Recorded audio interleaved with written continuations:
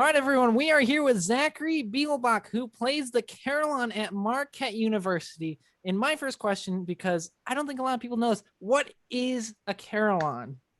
Okay, so first of all, thank you for having me. I appreciate it. Thank This is you. great. But a carillon is, if you've ever heard a bell tower, this is the mechanism that's being played on the inside.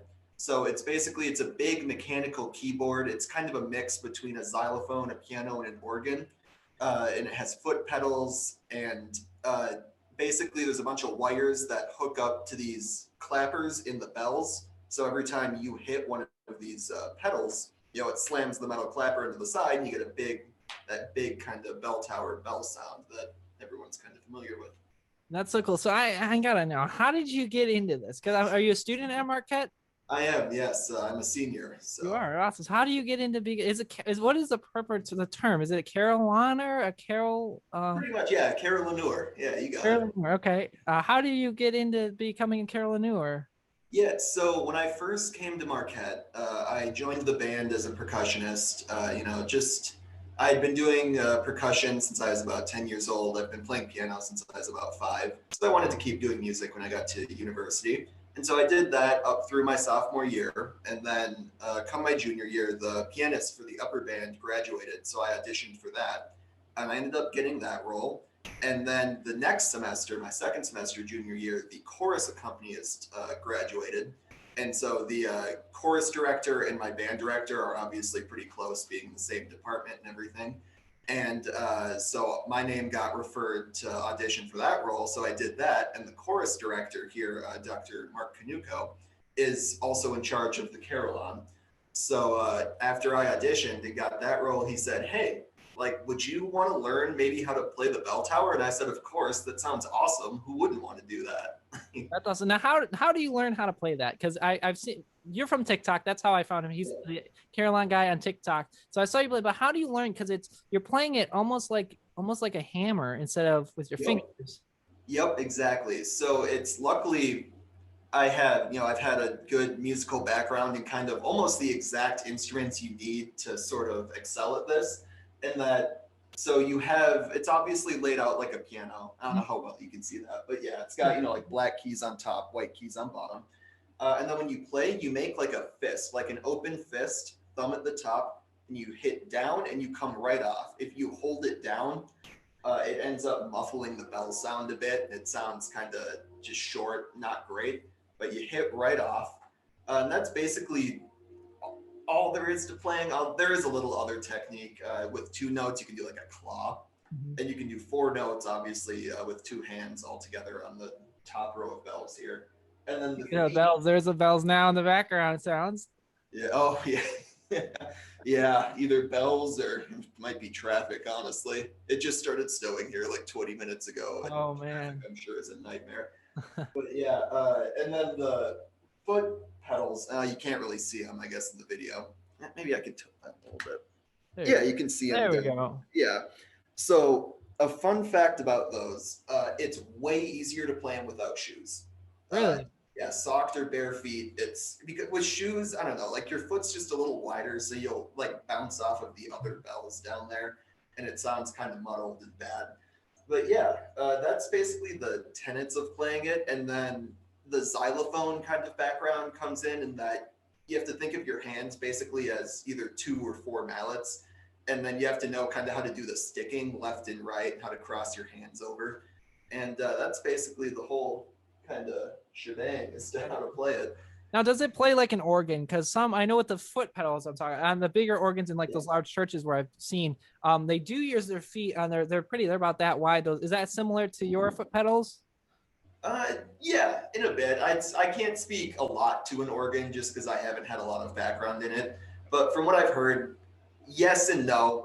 The action is the same, I guess. It's same as the top bell, so you want to hit off of them right away, or else you get that muted sound again.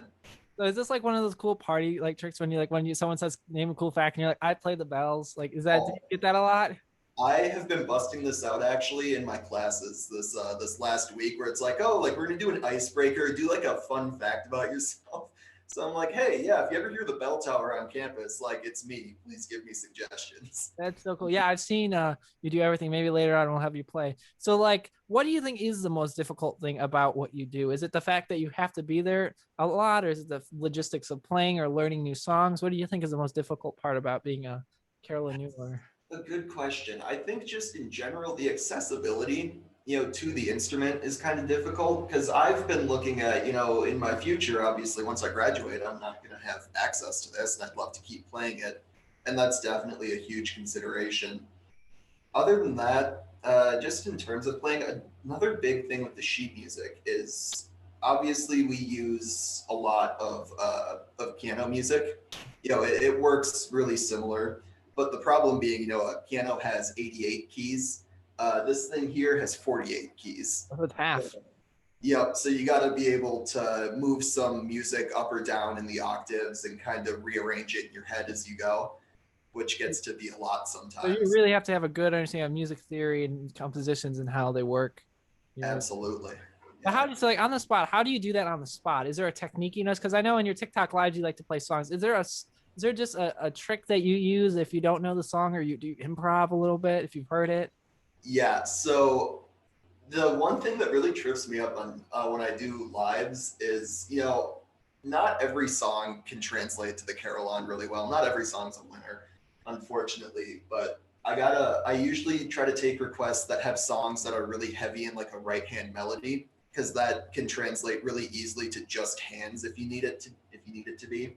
Because adding feet like sight reading is, at least for me, next to impossible. The- It's so hard. But yeah, so I try to pick songs with a minimal left hand kind of part to them. Right. So the people who are on a podcast listening, there's different keys. It looks like a piano. So what's the difference? Does it look like if I were to hit like a key in the middle, is it towards the middle C and on the left is deeper, on the right is higher, or do they have different coordinations? Nope, Different. same layout as a piano. Yeah, so I guess, yeah, down on this side, it might be flipped with the camera, but over here, yes, the low end, and then up here's the high end. Middle C is about right, Wow. right there, Okay. right in the middle. And then are the lower are the feet, are those the deepest then I'm assuming those are your deeper notes? So the feet actually correlate to the lower half of the keyboard. Oh, they So do. they're not actually separate bells. They're not Yeah. So I think the highest foot pedal goes to about middle C, actually. really. Yeah. Really? Yeah. Okay. So that'd be if you're playing down here on what would be your right side, you can play the left with your feet because you can't. Yep. That's so cool. Now, how do those work in relation to the bells upstairs? So if people don't aren't familiar, the one he's playing right now is in like a practice room, and then there's another key. What is that called? A keyboard, or is that literally called the Carillon? What Yeah. you It's like instrument? practice rig keyboard. Okay. There's really So nothing. the keyboard, which it doesn't look like a keyboard.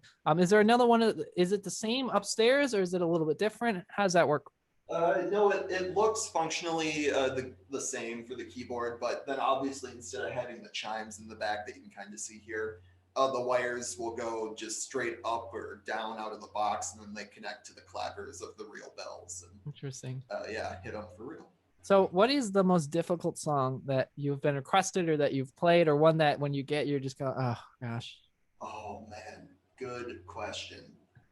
Okay, this this might be unexpected. Bluebird from Naruto gets requested all the time, and I can't find like a simple melody version of it. It's killing me. Are you And able to give us a sample? yeah, sure. Actually, let me pull it up on my I should have it in the background here somewhere. I did find kind of this one version that like sort of works for the beginning. Oh boy. I'm gonna take a picture of it. That way I don't have to move like the laptop. You can kind of see what's going on. There we go. There we go. We got a live exclusive here. Zach Beaglebach on the Carillon playing. What's this, Bluebird? Yeah, Bluebird. I was just looking at it actually on that live stream that you found me on.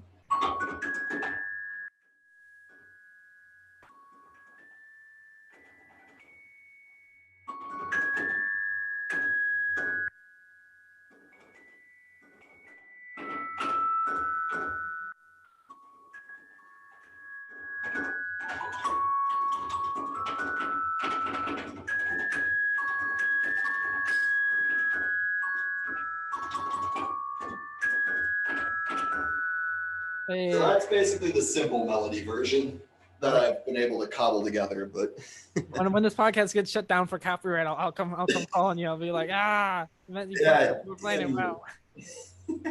So what are some questions that people commonly ask you? Like if people find out you do this, what is like their initial like reaction or question? Because it's unique what you do. So much so where I wanted to get you on my podcast pretty much immediately.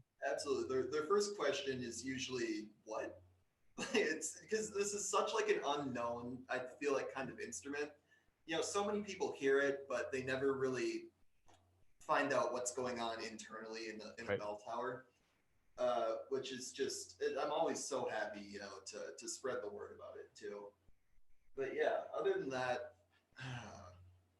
I don't know. People ask you to come up there to see it a lot, or are they allowed to come up there if someone's like, hey, I want to see this?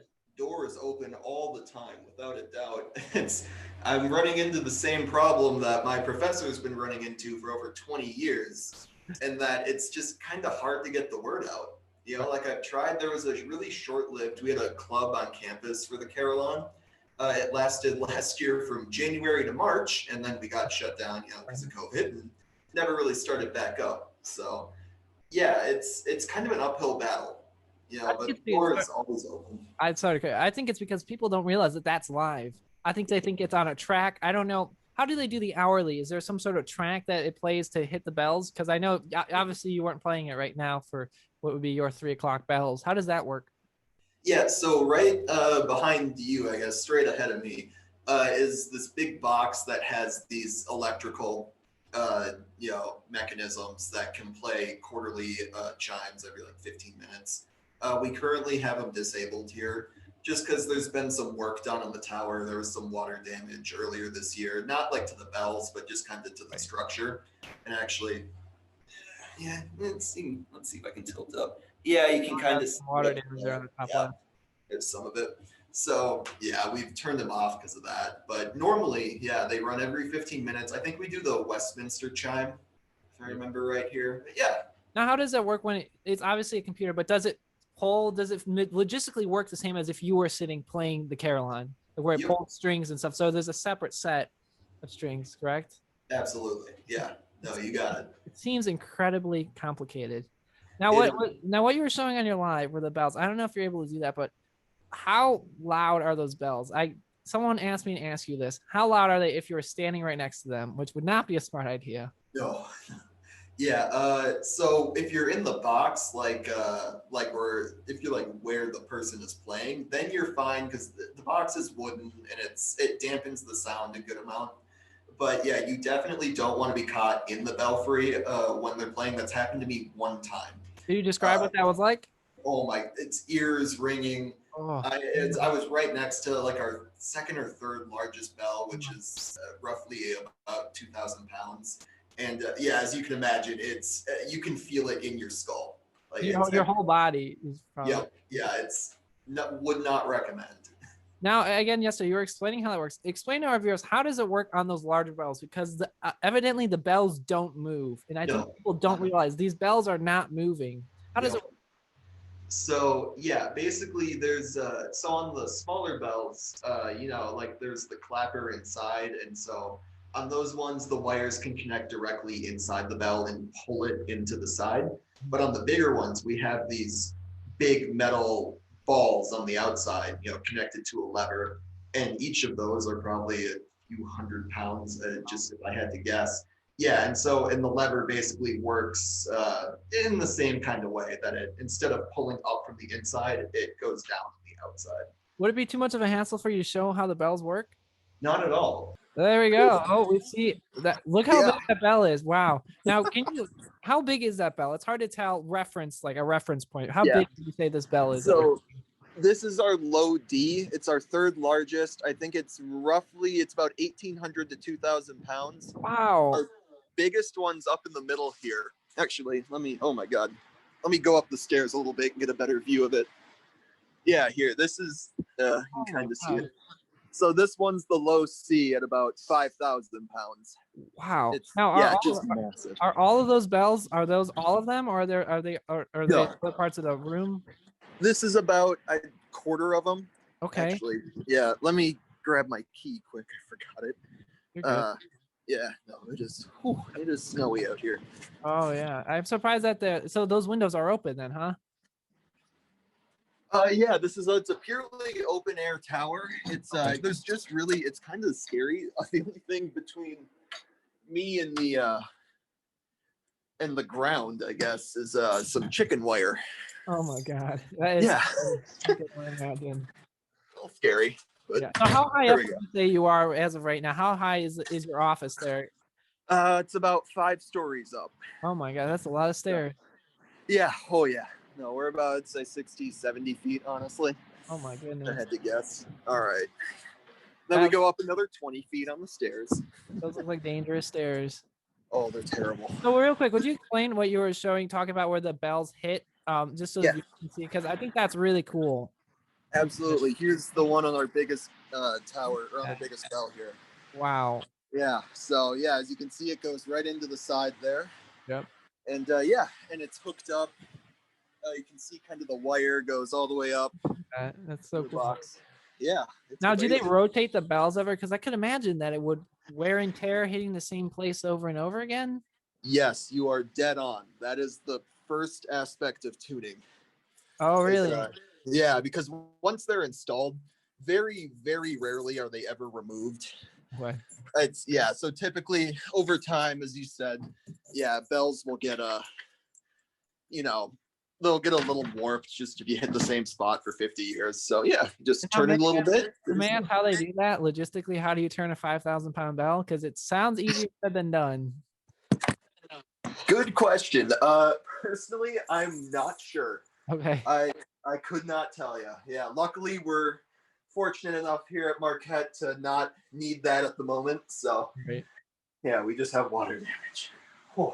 Yeah. So yeah, anyways, this is the actual mechanism here. This is the real Carillon now. Beautiful. Wow. So you can see, yeah, it looks really similar.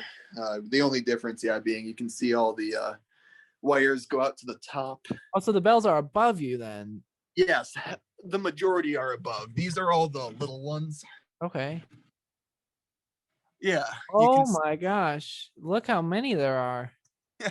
I think of our 48, 35 of them are up here. Oh my goodness. Wow. Yeah. It's wild. So yeah, there's some on this side too. There. I heard you can see the snow. Oh my Yeah. Oh, it's like a So it is blizzard. a purely open air. It is a purely open air. Carillon, that's very cool. Absolutely. Now those are the bells that you're talking about that swing back and forth, correct? Some of those. Yeah. Yep, those ones, yeah, can swing and the clappers are on the inside. They're more traditional kind of bells. Yeah. Very cool. I said, sorry to make you freeze. I appreciate you doing this. Thank you. Oh no, you're good. We just installed heaters in here in the last year, so Oh my god. warmer. Now may I ask how old is this set of Carillon? Do you know how old this whole thing is? Yes. So the original tower was constructed in 1923. Wow. But actually hold any bells till 1967. Okay. Wow. Yeah, and it's actually our Carillon is really unique in its history, and that this is going to be a little morbid, but the first person who designed our bells, if I remember right, I think it's Packard, ended up dying before he could finish the process. Oh no. Yeah, so we had to have another guy come in, I think from Los Angeles. He ended up completing everything and did all the architecture and installed everything. It was really unique. So our Carillon is really a blend of two different styles here. That's really, really cool. I have a really unusual question. So like you say that it goes down about, so you're saying if you were to drop like a coin down there, would it like fall through down to where you just were? So luckily the holes are pretty small. It's just there's very tiny holes for the wires. Okay. But other than that, it's Wow. No. So I do have a question too. How does this work since it's about 318? Are you able to play these whenever? Do you have to do it on a certain time? Because I saw on TikTok yesterday you were doing it, at random times. So I'm wondering, how does that work? Is there like a rule book to it? Yeah, it's funny you ask. I had the same question for my professor, and it took him like half a year to answer me because I was finally. I ran into him in his office and I was like, you have to tell me right now, is there like any songs I can't play? Is there any time I can't play? And he basically told me in terms of songs, play whatever, do not care. And in terms of times, he was like, man, just don't play after like 8 p.m. or like before 8 a.m. And I was like, Wow. that's early and so late. That's crazy. Really? You could literally wake people up if you want. You have the power to wake up an entire city. How do you feel having that power? Oh, nervous, honestly. Oh, I can only imagine. Like, I get nervous playing like around 5 p.m. Like, I start to feel like that's too late, even. Really? You know, that's yeah. It's. I remember in pep band back before COVID and everything, we would do this yearly charity event, or we would be a part of it. We'd play outside of one of the dorms at like 10 a.m. and people would complain constantly. So yeah, I try to play as late as I can. I like that. Now, do you have a favorite song or songs that you do like to play on these? Yeah, I got a couple. I got in contact with the Carillon from Chicago, Joey Brink, who does a lot of compositions, and I ended up buying one of his Legend of Zelda medleys. And I really like doing that one just because I'm able to do both the feet and the hands with it, so it gives a bit more of a range of Carillon can do. Right. And other than that, the Super Mario is my favorite to play, even though it sounds so ridiculous. It's such a blast. I have a question. Is there a way you can play Here Comes the Sun, given that it's not sunny outside? Absolutely. Yes. Let's see if I can do it from memory. And everyone who's listening, these are going to be real bells. This is real people are hearing this. This is not a practice room anymore. I just have to make that clear for my viewers. You know, you're like one of those like those voices that nobody knows is a voice type of thing. You know, everyone knows who you are without realizing that you're the guy. Absolutely. And it's funny too, because I've gotten comments too on TikTok where I'll post a video and I've had probably a dozen people, they'll comment and go, holy crap, like that was you. I heard you from my dorm today. Really? I always have to laugh at that. That's neat. That's neat. Yeah. Oh man. All right, let's see if I can.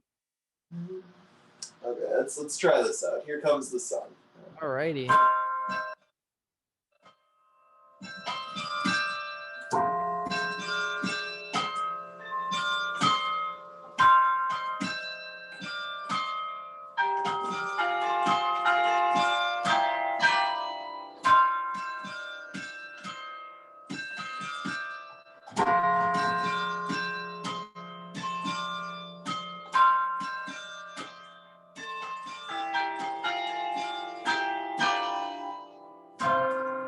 Oh, that's so beautiful. That has such a Here Comes the Sun, basically. Such an amazing ring to it.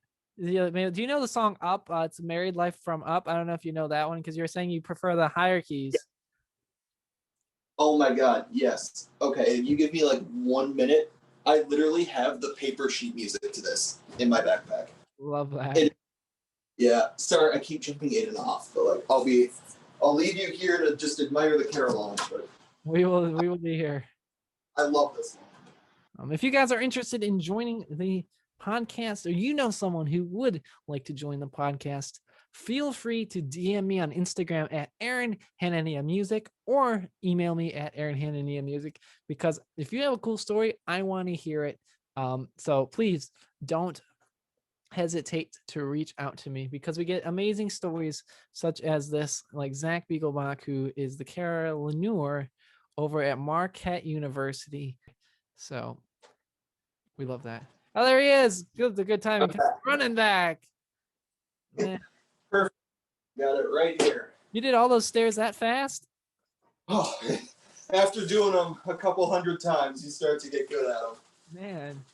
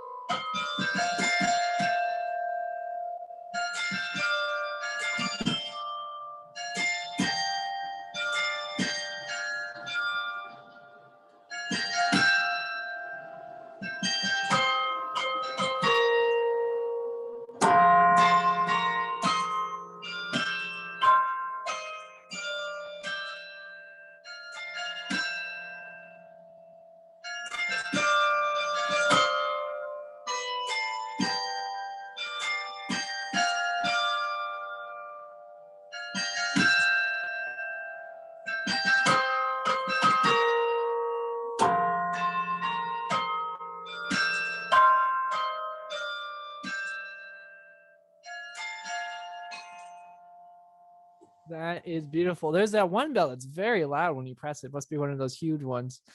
Yeah, probably low F if I had to guess. Yeah. That is a beautiful rendition of this song. Now, if you have a second, I'd like to talk to you about TikTok, since that's where we found you. I want you to talk about that. How has that opened up some new doors for you, or what is on your TikTok? Because if people don't know, he's the Carillon guy, the Carillioner guy, right? I think. Yep. Yeah, at the Carillon. So tell me a little bit about that real quick, if you don't mind. Yeah. So what was it? It was about a year ago now that I got started on TikTok. Yeah, I think I posted a couple of videos of just me mashing a couple songs together. And one of them kind of took off. And then I thought, oh, this could be kind of fun to keep doing. And then I got back to campus and I thought, wow, I have a whole bell tower at my disposal. I feel like this would be some really cool content to make. And and it's gone pretty well so far. Not every video takes off, but it's it's a good time. And what's really just cool, doing what I enjoy. I like that. What's really cool about what you do is you guys can send him a DM on TikTok, and he will play. What was that? You'll play a song for them. How does that work? Yeah. So my DMs are basically always open, which sounds so like thirsty, but no. I'm always looking for new music to play. I'm always taking suggestions. I usually try to get back to people within a day. TikTok's kind of dumb in that if I get like a new message request, it doesn't show up unless I check it, which is I don't get how that works. But yeah, I'm very open, just trying to get the word out about this and teach people and show people more about the Carillon. I think it's so cool because it's one of those things that's criminally underrated that people don't realize how much work and effort goes into this. Now, may I ask, how long have you been doing this for? Basically, I got started a little bit last spring, about a year ago, before everything got shut down, and so I really kind of dove full, both feet into this fall. Wow. And I've really been dedicating a lot of time to it since then. Yeah, that is amazing. Well, I want to personally thank you. I don't want to take up your entire afternoon, but I will talk with you after we cut it. But I want to personally thank Zach Beaglebach for joining me here. Do you have any last final words for the world who's listening to you right now? Oh man, I don't know. Follow me on TikTok at the Carillon guy if you enjoy this kind of content. I'm always looking for suggestions for new content. If you want to collab, we'll do that too. How does that work? That's cool. How do you do that? I don't know.